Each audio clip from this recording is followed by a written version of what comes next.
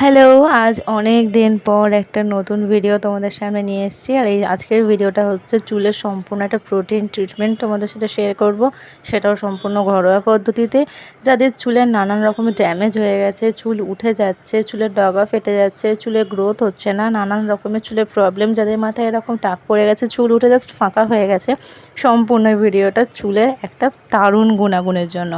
আর তার জন্য একটা চায়ের বাটিতে আমি নিয়ে নিচ্ছি এখানে 1 গ্লাস জল, 1 চামচ মেথি দানা, 5টা লবঙ্গ, আর নেব 1 চামচ চা পাতা আর 1 চামচ সিদ্ধ চাল নিয়ে ভালো করে এটাকে আমি 5 মিনিট সুন্দর করে বয়েল করে নেব।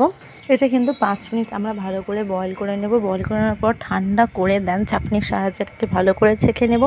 নিয়ে একটা প্লাস্টিকের স্প্রে বোতলের সাহায্যে এটাকে স্টোর করে রাখতে পারো তোমরা অনেক দিন। এবার এটা রোজ সকালবেলায় উঠে ভালো করে স্ক্যাল্পে স্প্রে করে করে হাত দিয়ে ম্যাসাজ করে করে তোমরা ওয়াটারটা ভালো করে অ্যাপ্লাই করবে। অ্যাপ্লাই করার পর 2 ঘন্টা মাথায় রেখে তারপর এটা তোমরা জাস্ট ওয়াশ করে নেবে।